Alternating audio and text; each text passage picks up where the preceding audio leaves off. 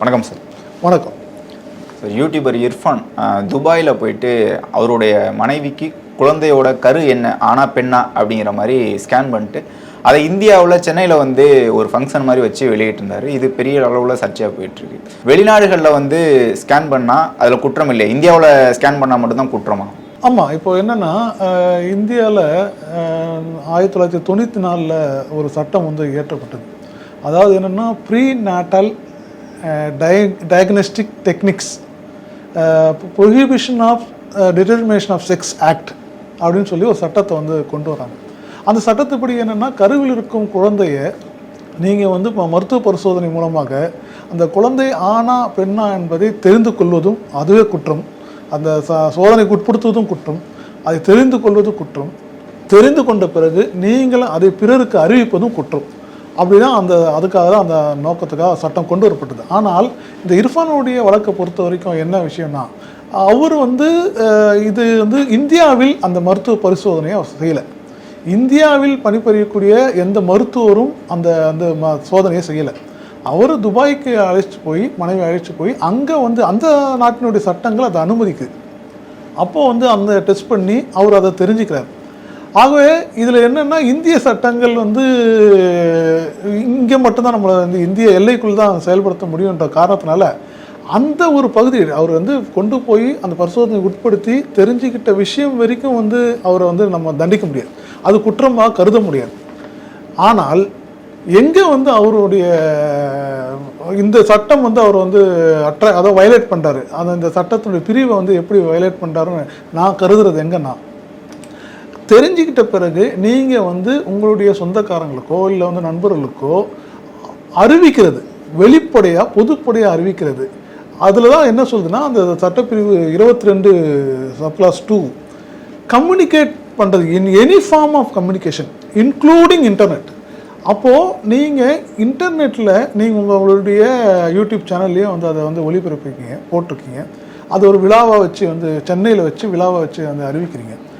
அந்த அறிவிப்பு பொதுப்படையாக அவர் வந்து வெளியில் சொன்னது தன்னுடைய மனைவியின் கருவில் இருப்பது பெண் குழந்தை தான் அப்படின்னு சொல்லி வெளிப்படையாக அவர் அறிவித்தது என்னை பொறுத்த வரைக்கும் இந்த 22(2) படி வந்து அது கண்டிப்பாக அந்த பிரிவு வந்து வயலேட் பண்ணியிருப்பதாக தான் நான் நினைக்கிறேன். அது வந்து அவருக்கு வந்து அது சட்டப்படி வந்து அந்த பிரிவு அவருக்கு பொருந்தும்.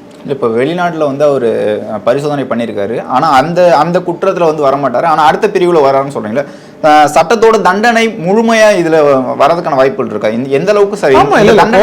ஒரு சட்டம் எடுத்துக்கிட்டீங்கன்னா உங்களுக்கு அதுல பல்வேறு பிரிவுகள் இருக்கும். எந்தெந்த பிரிவின் கீழ் வந்து அவர் வந்து ஒருத்தர் வந்து குற்றம் புரிகிறாரோ அந்த குறிப்பிட்ட பிரிவின் கீழ் மட்டும்தான் தண்டிக்க முடியும். நான் ஏற்கனவே சொன்ன மாதிரி 2 பிரிவின் கீழ் வந்து இவர் வந்து அந்த அட்ராக்ட் ஆகுது அப்படின்னு தான் அவருடைய, ஏன்னா இது எதுவுமே வந்து நம்மளாம் சொன்னதில்லை, அவர் தெரிவித்த தகவல்களின் அடிப்படையில் தான் நம்ம இந்த சொல்கிறோம் இது வந்து அட்ராக்ட் ஆகணும். ஒன்று நான் ஏற்கனவே சொன்ன மாதிரி 22(2) கம்யூனிகேட் பண்ணது அது ஒரு வந்து குற்றம், அந்த பிரிவு படியும் குற்றம் என்றால் அதன் பிறகு வந்து செக்ஷன் 3(2) வந்து அதில் என்ன செக்ஷன் 4(3) என்ன சொல்லுதுன்னா, நீங்கள் பரிசோதனைக்கு அல்ட்ராசோனிக் வந்து சோதனையை பயன்படுத்தலாம், சென்னையிலேயோ இல்லை இந்தியாவின் எந்த பகுதியிலும் பயன்படுத்தலாம். என்ன காரணத்துக்கு பயன்படுத்தணுன்றதை மிக தெளிவாக அது சொல்லுது. ஏன்னா குழந்தை உள்ள கருவில் இருக்கிற குழந்தை வந்து அப்நார்மலாக இருந்தால், குழந்தையுடைய நோய்கள் வேறு ஏதாவது உறுப்புகள் பாதிக்கப்பட்டால் அதுக்கு மருத்துவ சிகிச்சை தேவைப்பட்டால் அப்படியான மருத்துவ காரணங்களுக்காக அல்ட்ராசோனிக் பண்ணலாம். அந்த குழந்தை அந்த அறிக்கைகள் மருத்துவ பயன்பாட்டுக்காக பயன்படுத்தலாம்ன்றது அந்த பிரிவு சொல்லுது.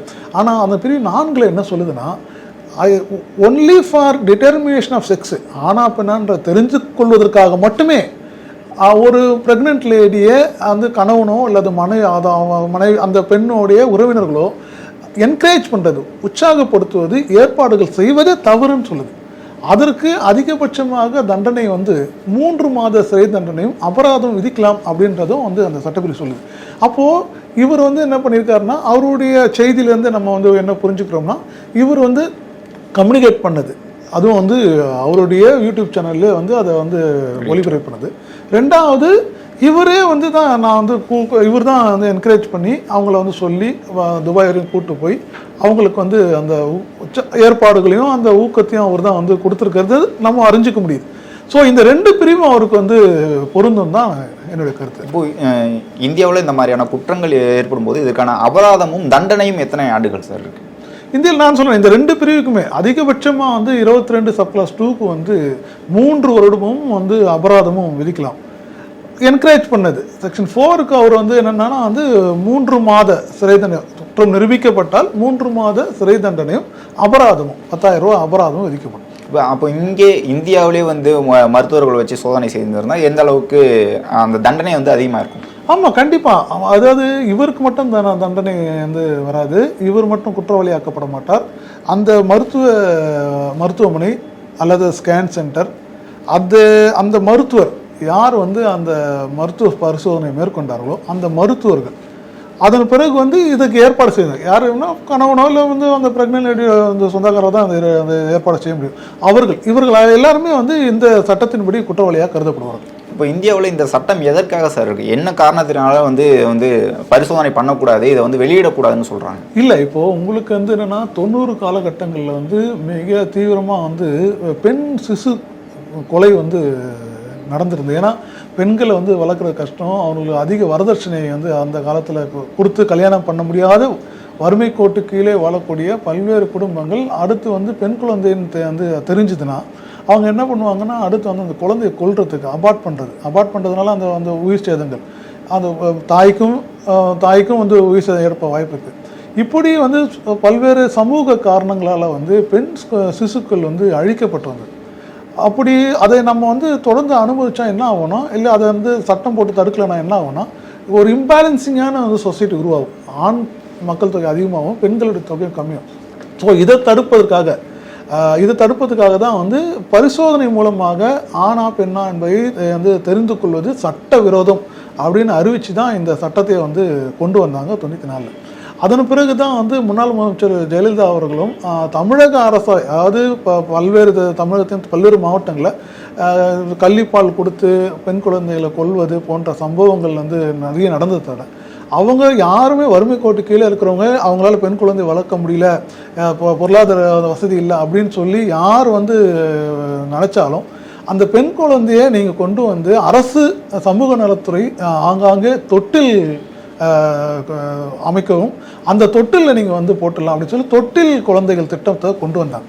இப்படி சமூகத்தில் பெண் குழந்தைகள் வந்து அவர்கள் வந்து சிசுவிலே அழிக்கப்படுவதை தடுப்பதற்காகவே இந்த சட்டம் நிறைவேற்றப்பட்டது. இப்போது இர்ஃபான் மாதிரி ஆட்கள் வந்து துபாயில் போயிட்டு பரிசோதனை பண்ணுறாங்க. இந்த மாதிரி பணக்காரர்கள் இனிவரும் காலங்களில் வந்து வெளிநாடுகளில் போயிட்டு தன்னுடைய குழந்தை என்ன குழந்தை அப்படின்னு தேடி தெரிஞ்சுக்கிட்டு அபார்ஷன் பண்ணக்கூடிய வாய்ப்புகள் அதிகமாக வாய்ப்பு இருக்காங்க. ஆமாம், கண்டிப்பாக. ஓரளவு வசதியான வந்து நபர்கள், ஏன்னா முதல் குழந்தைக்கு அந்த வாய்ப்புகள் கம்மி தான் எனக்கு தோணுது. இப்போ 2வது குழந்தை இல்லை 3வது குழந்தை, தனக்கு வந்து 2 பெண் குழந்தை இருக்குது, 3வதாக அந்த மனைவி கர்ப்பம் வர்றாங்க, ஆண் குழந்தைன்னு ஆசைப்படுறாரு. அவர் என்ன பண்ணுவாருன்னா இப்போ அடுத்து இது ஒரு முன்னுதாரணம் ஆயிரக்கூடாதுன்றது தான் என்னுடைய விருப்பமே. இவங்க என்ன பண்ணுவாங்கன்னா கொண்டு போய் அங்கே பரிசோதனை பண்ணி, ஏன்னா இங்கே பண்ணால் அந்த சட்டவிரோதம், அங்கே கொண்டு போய் பண்ணி ஒன்று அங்கேயே வந்து கருக்கலை பண்ணி கூட்டு வரலாம், இல்லையா இங்கே கூட்டு வந்து யாருக்கும் தெரியாமல் கருக்கலை பண்ணலாம். இது ஒரு மிகப்பெரிய ஒரு முன்னுதாரணமாக ஆயிடக்கூடாது. ஏன்னா யார் வேண்டுமானாலும் வந்து ஓரளவு வசதி படைத்த இப்போ மக்கள் வந்து என்னென்னா இப்படியான ஒரு சிந்தனைக்கு போயிடக்கூடாது அப்படின்றது வந்து இது என்ன இப்படியா. அதாவது இந்த நபர் வந்து என்னென்னா வந்து மிகப்பெரிய ஒரு இன்ஃப்ளூயன்சராக இருக்கார், சோஷியல் மீடியாவில் தனக்கு லட்சக்கணக்கான ஃபாலோவர்ஸை கொண்ட ஒரு இன்ஃப்ளூயன்சராக இருக்கும்போது இவர் வந்து இப்படி ஒரு வழி காட்டுதலை வந்து ஏற்படுத்தினா அது கண்டிப்பாக சமூக ரீதியாக பெரும் பாதிப்பில் ஏற்படுத்தும்ன்றது தான் என்னோட கருத்து. நேற்றைக்கு அவர் நேரடியாக வந்து கடிதம் மூலமாக மன்னிப்பு கேட்டார். சென்னையில் இருக்கக்கூடிய மருத்துவத்துறை இயக்குநர்கிட்ட நேரடியாக மன்னிப்பு கேட்டார். இதன் பிறகு அந்த நடவடிக்கை தொடராது அப்படிங்கிற மாதிரி செய்திகள் வெளியாகுது சார். இது வந்து சரியான போக்கா? மருத்துவத்துறையிலேருந்து இதற்கு எதிராக வந்து அவங்க வழக்கு அந்த விசாரணையை கொண்டு போகணும் தானே? கண்டிப்பாக. என்னென்னா மன்னிப்பு கடிதம் மன்னிப்பு கேட்டு அவர் கடிதம் கொடுத்துருக்காருன்றது ஒரு பக்கம் இருக்கட்டும், சட்ட ரீதியாக சட்டம் என்ன சொல்லுதுன்றதை நம்ம பார்ப்போம். அதாவது இந்த சட்டத்தினுடைய பிரிவு 27 என்ன சொல்லுதுன்னா, இந்த குற்றம் இந்த சட்டத்தின் கீழ் குற்றம் புரிந்தால் இட் இஸ் வந்து நான் காக்னிசபிள், நான் காம்பவுண்டபிள்னு சொல்லுது. நான் காம்பவுண்டபிள்னா வந்து உங்களால் அதிகாரிகளாலே மன்னித்து விட முடியாது. அது விசாரணைக்கு வந்து தான் தீர வேண்டும் அப்படின்றது தான் வந்து அதனுடைய அர்த்தம். நான் என்ன சொல்கிறேன்னா, ரெண்டு விதமான இதில் நேரடியாக காவல்துறை வந்து குற்றத்தை பதிவு செஞ்சிருந்தா தானே அந்த மாதிரி செய்யணும். இப்போது செக்ஷன் 27 வந்து நான் காம்பவுண்டபுள்ன்றதை சொல்லுது. செக்ஷன் 28 வந்து என்ன சொல்லுதுன்னா, மருத்துவத்துறை சார்ந்த அதிகாரிகள் நேரடியாக நீதிமன்றத்தில் வந்து அவர்கள் வந்து அந்த புகார் மனுவை தாக்கல் செய்து நீதிமன்றம் அதன் பிறகு விசாரணைக்கு எடுத்து நடத்தும். இது ஒரு பிரிவு. Section 28 subclause 1. Subclause B, subclause 1 subclause B என்ன சொல்லுதுன்னா, தனிநபர்கள் இதான் இந்த செய்தியை கேள்விப்பட்ட இல்லை இந்த செய்தியால் பாதிக்கப்பட்ட தனிநபர்கள் அல்லது சோஷியல் ஆர்கனைசேஷன்ஸ், ரெண்டு என்ஜிஓஸ் யாராக இருந்தாலும் அவர்கள் சுகாதாரத்துறைக்கு 15 நாட்களுக்கு நோட்டீஸ் கொடுத்துட்டு, இந்த மாதிரி நீங்கள் இப்படி ஒரு செய்தி நடந்திருக்கு, இப்படி ஒரு குற்றம் நடந்திருக்கு, நீங்கள் வந்து அதில் தக்க நடவடிக்கை எடுக்கணும்னு சொல்லி நோட்டீஸ் கொடுத்துட்டு அதன் பிறகு அவர்களும் நீதிமன்றத்தில் நேரடியாக வந்து புகார் மனுவை தாக்கல் செய்யலாம் அப்படின்றதான் வந்து அந்த செக்ஷன் 28 சொல்லுது. ஸோ இப்போ என்னை பொறுத்தவரைக்கும் சுகாதாரத்துறை அதிகாரிகள் இதில் நேர்மையாக வந்து மன்னிப்பு என்பது அவங்களுக்கு வந்து மன்னிக்கிற அதிகாரமாக எதுவும் கிடையாது. குற்றம் நடந்திருந்தால் இல்லை இதுதான் நான் சொல்ல வர்றது. குற்றம் நடந்திருந்தால் நீதிமன்றம் மட்டும்தான் வந்து அந்த அதிகாரம் பெற்ற ஒரு அமைப்பு. இவர்கள் குற்றம் நடந்திருந்தால் அவர் வந்து, ஏன்னா மன்னிப்பு கேட்டாலே என்ன அர்த்தம்னா, ஆமாம் நான் செஞ்சுருக்கேன்னு அர்த்தம். இக்னோரன்ஸ் ஆஃப் லான்றது வந்து ஒருத்தர் வந்து குற்றவாளி அல்ல அப்படின்னு சொல்லி தீர்மானிக்கிறதுக்கான விஷயம் கிடையாது. ஏன்னா எனக்கு இந்த சட்டமே தெரியாது அப்படின்னு யாரும் சொல்ல முடியாது, அதை நீதிமன்றம் ஏற்றுக்காது. அந்த அடிப்படையில் பார்க்கும்போது இவர் மன்னிப்பு கேட்பதும், மன்னிப்பு கேட்டு எனக்கு தெரியாது தெரியாமல் நான் பண்ணிட்டேன் அப்படின்னு மன்னிப்பு கேட்பதும், அதை மன்னிப்பை நான் ஏற்றுக்கொண்டேன்றதுக்கான அதிகாரமும் இவர்களுக்கு இல்லைன்றது தான் என்னுடைய கருத்து. இப்போ இயக்குநர்களே வந்து நீதிபதிகள் அது வந்து அப்படி பண்ண முடியாது. ஏன்னா சட்டப்பிரிவு அப்படி சொல்லுது. சட்டப்பிரிவில் வந்து அந்த அதிகாரியை வந்து முடிவெடுக்கலாம் இருந்ததுன்னா நம்ம அதை வந்து ஒன்றும் கேள்வி கேட்க முடியாது. பட் ஆனால் சட்டப்பிரிவு நான் காம்பவுண்டும் சொல்லுது. ரெண்டாவது, நீங்கள் வந்து நேரடியாக வந்து அந்த குறிப்பிட்ட வந்து பிரிவுகள் வந்து வயலேட்டட் இல்லை அந்த பிரிவுகளின் கீழ் வந்து குற்றம் நடந்திருந்தால் நீங்கள் நீதிமன்றத்தில் புகார் மனு தான் அளிக்கணும்னு சொல்லியிருக்கு. அதனால் இவங்களே ஒரு விளக்கத்தை வாங்கிட்டு, ஒரு மன்னிப்பு கடிதத்தை வாங்கிட்டு, இவங்களே வந்து நேரடியாக வந்து எல்லாம் முடிஞ்சிச்சு, அவர் வந்து ஏற்றுக்கிட்டோம், அவரை வந்து நாங்கள் வந்து இனிமேல் வந்து அவர் செய்ய மாட்டான்னு சொல்லிட்டாரு அப்படின்ற விளக்கத்தை நாங்கள் ஏற்றுக்கிட்டோன்னு சொல்லி இவர்களே நீதிபதிகளாக மாற முடியாது. நீதிமன்றத்தினுடைய பணியை, அதிகாரத்தை இவங்க எடுத்துக்க முடியாதுன்றதான் என்னோட கருத்து. இப்போ இர்ஃபான் மீது தனிநபர் போய் வழக்கு தொடரலாம்னு சொல்கிறீங்க. இப்படி ஒரு இயக்குனர், ஒரு மருத்துவத்துறை இயக்குனர் வந்து இந்த மாதிரியான ஒரு முடிவு எடுக்கும்போது, மன்னிப்பு கேட்கும்போது அவர்கள் மீது நடவடிக்கை எடுக்கிறதுக்கான வாய்ப்புகள் இருக்கா? இந்த மாதிரியான ஒரு வழக்கு தொடர முடியுமா? இல்லை, இப்போ உள்ள செய்திப்படி வந்து அவர் மன்னிப்பு கேட்டிருக்காரு அப்படின்னு தான் வந்து நமக்கு தகவல்.